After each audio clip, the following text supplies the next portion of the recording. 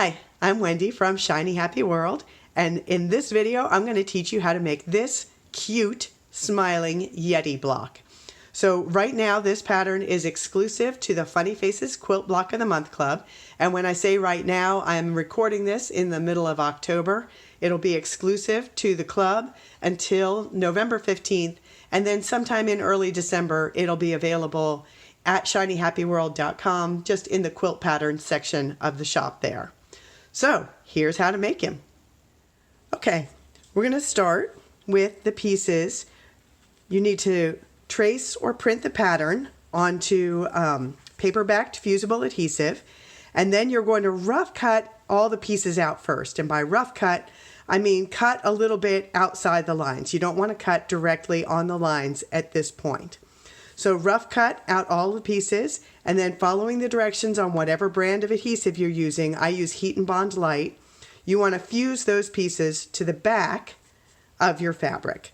And here I've got some pieces done up in pink, and I'm just going to talk you through what the different pieces are for the Yeti monster. So here I've got two horns, and on the black fabric I've got his mouth and both eyes, and on some solid white fabric I've got the top teeth and the bottom teeth, and then on the last fabric I've got his face, or basically the entire head. And one thing that you'll notice when I had this flipped over so you could see the front side of the fabric, I've already traced the face onto this. You can hold it up to the light and you'll be able to see the eyes and the mouth through here. And you can see that I've traced them just small inside. I just use a fine tip Sharpie and mark inside each of those shapes roughly where they're going to be. So that is the rough cut phase of it. You can see on all of these, I've left a little bit extra all the way around all the pieces. So your next step is the clean cut. So that's what I've got here in the traditional Yeti colors.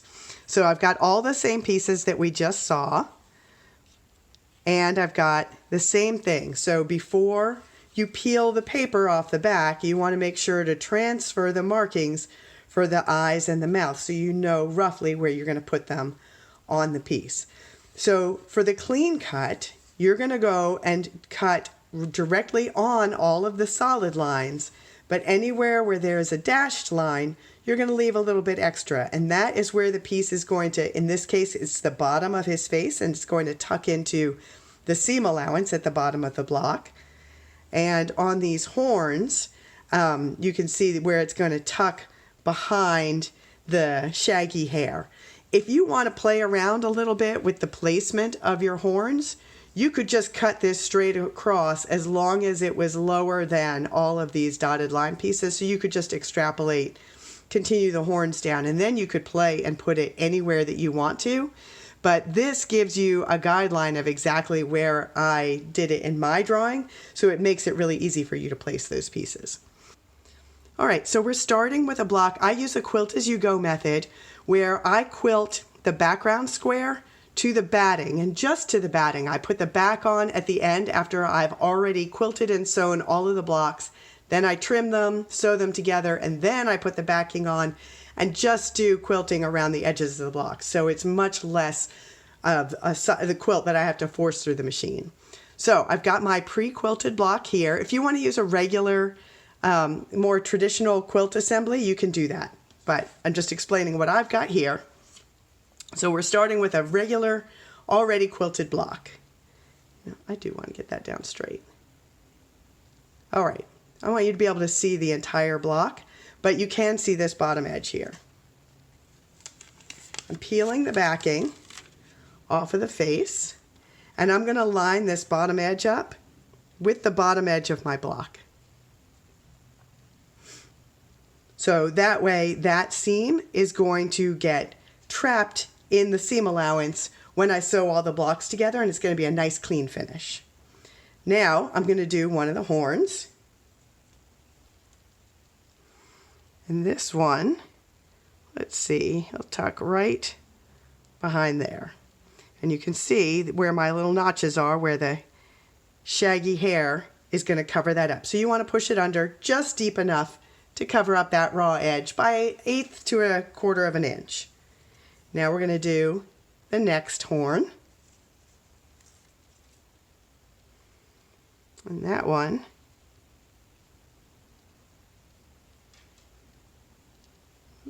goes down here.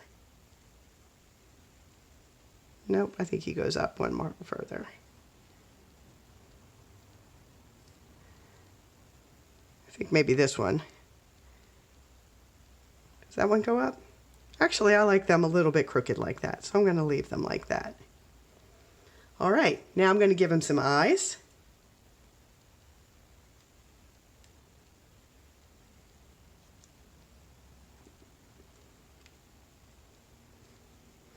And you can see that the markings that I put behind the eyes are much smaller than the actual eyes.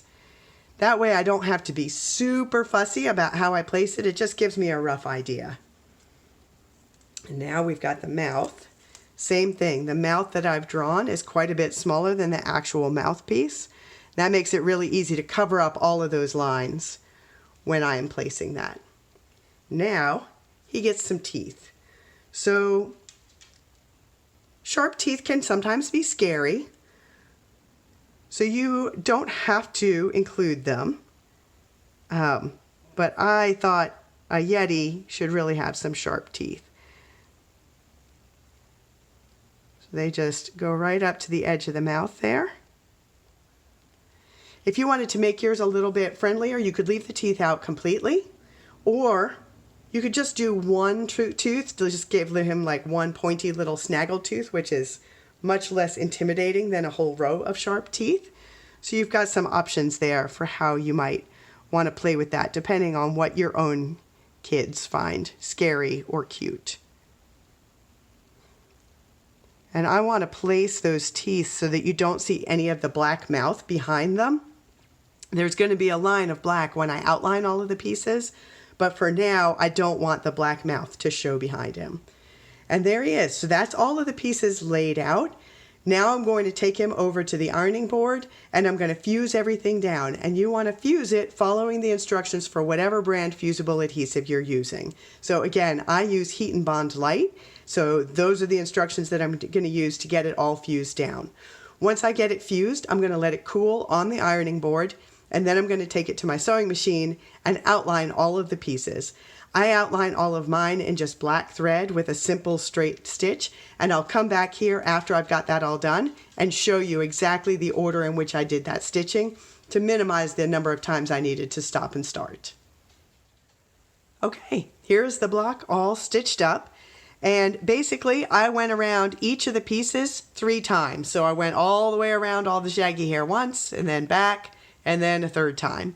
And I do that because I like that kind of sketchbooky effect. I'm going to pull it up so you can see it a little bit closer. You can see that I try actually not to go exactly on my lines because I want to see multiple lines there, because I kind of want it to look a little bit like it came straight out of my sketchbook. So on this guy, a lot of times I do some kind of complicated stopping and starting so that a complicated order of things so I don't have to stop and start too often. But this time I didn't want to have to go over the spiky, shaggy bits an extra time. So I just did the head, did each horn separate. And then the only place I was a little bit tricky was around the teeth. So I started here and went around once. And on the second pass around, I went past the teeth and then did all the teeth 1, 2, and a 3rd time, and then back an extra time across the bottom of the teeth, continued around. Again, this is the 2nd trip around the mouth, past all the teeth, zigzagged once, twice, back, again across the top of the piece, and then one more time all the way around the mouth. On the eyes, I just went around 1 time each. That's usually all I do with black pieces because you can't see the extra stitching anyway. But on the mouth, I went around it 3 times because it also was catching the tops and the bottoms of the teeth in that stitching. So that is the Yeti in kind of what I think of as traditional Yeti colors. But you can do this in any colors, and it doesn't even have to be a Yeti. It can just be a shaggy monster. So I did a version here using the pink on pink on pink that I've been doing. So I've got this kind of crazy looking pink Yeti monster, which I think is awfully cute. And you could do, I think it would actually be really cute to do an entire quilt with a whole rainbow of monsters all over it. And it would be fun to do it the same way that I laid out my sloth quilt, where some of them, the blocks are turned, so it's like the monsters are kind of popping in from all sides. I think that would be really adorable. So that's it. Remember, the Yeti quilt pattern, this block pattern right now, is exclusive to the Funny Faces Quilt Block of the Month Club. It'll be exclusive until the middle of November. And then at some point in early December, you'll be able to get that in the shop at shinyhappyworld.com. Have fun with him.